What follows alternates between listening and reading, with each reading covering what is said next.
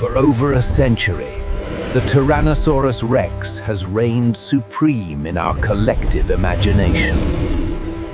We see it as the ultimate monster, a killing machine that shook the earth with every step. Hunting down Triceratops and crushing bones with a bite force unrivaled in history. It is the tyrant lizard king, the celebrity of the Cretaceous, the poster child of prehistoric power.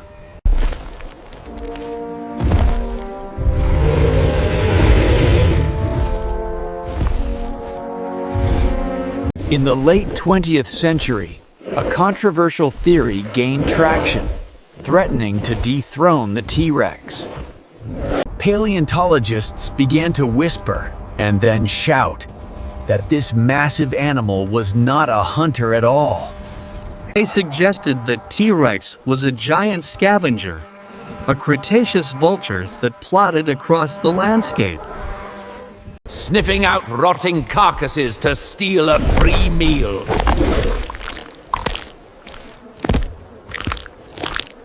This debate became one of the most heated battles in paleontology: apex predator or giant scavenger. Today, we examine the evidence, muscle by muscle, bone by bone, to reach the final verdict. To understand the scavenger theory, we must look at the T-Rex's anatomy through a critical lens. Arguments for scavenging often start with the arms. They are comically small. Roughly the size of a human adult's arm, though much stronger.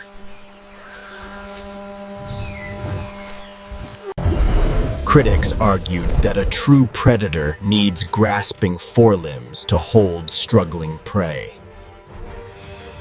If T-Rex couldn't grab, how could it kill?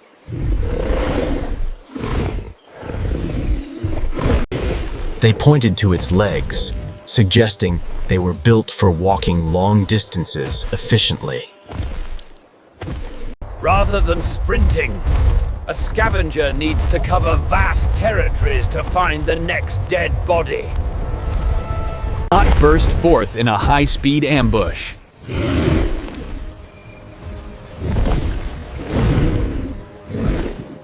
Then there is the sense of smell. CT scans of the T-Rex brain case revealed absolutely massive olfactory bulbs. The portion of its brain dedicated to processing smell was enormous, larger than that of any other dinosaur. This trait is commonly found in modern scavengers like vultures, who rely on detecting the scent of decay. From miles away.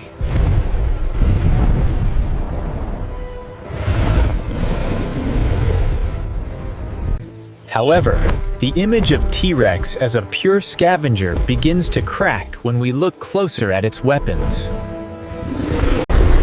Let's talk about the teeth. They are not the slicing blades of a shark. Or the serrated knives of an Allosaurus, which are designed to bleed prey out. T-Rex teeth are thick spikes, resembling lethal bananas. They are reinforced to withstand immense pressure.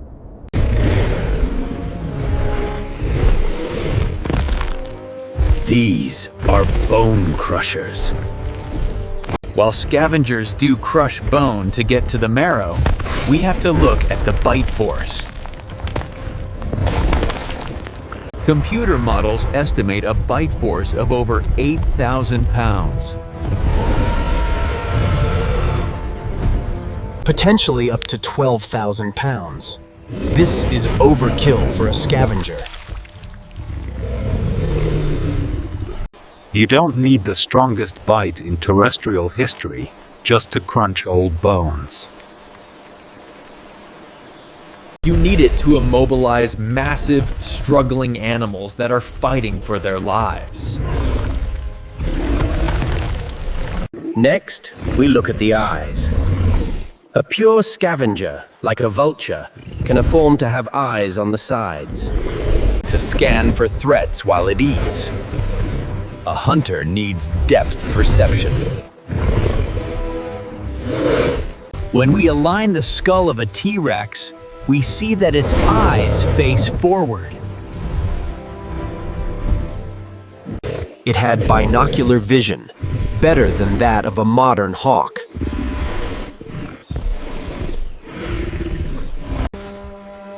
This overlap in visual fields allows for precise judgment of distance. A trait criticate for timing a strike against moving prey. Nature rarely evolves such expensive, high-definition tools for an animal that only attacks static meat.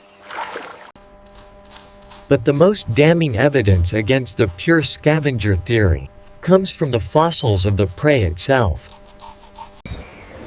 We have found the smoking gun. Paleontologists have unearthed fossils of Edmontosaurus. A duck-billed dinosaur with distinctive damage on their tailbones.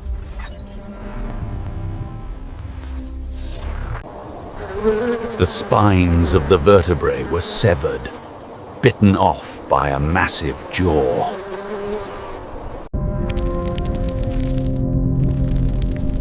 Crucially, the bone had healed over the injury.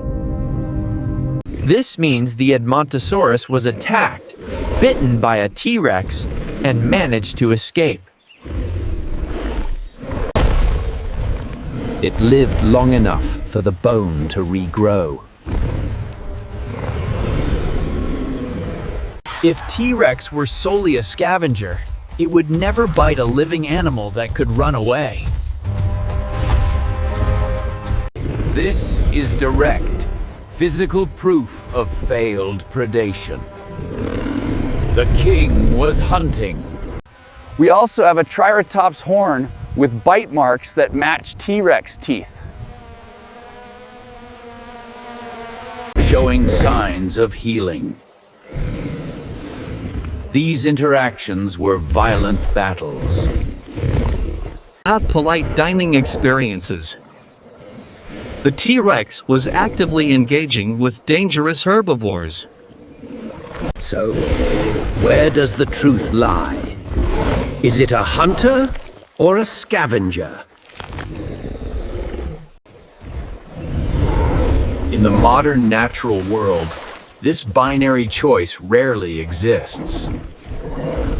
Lions, the quintessential hunters, scavenge most of their food if they can steal it. Hyenas, often maligned as scavengers, are actually highly effective pack hunters. The final verdict is that T-Rex was likely an opportunistic predator. It was the lion of the Cretaceous, not the vulture. It had the tools to hunt, the vision to track, and the power to kill. But like any smart survivalist in a harsh world, it would never turn down a free meal. It was an apex predator that dominated its ecosystem, ruling through sheer force. Whether the prey was running for its life or already dead.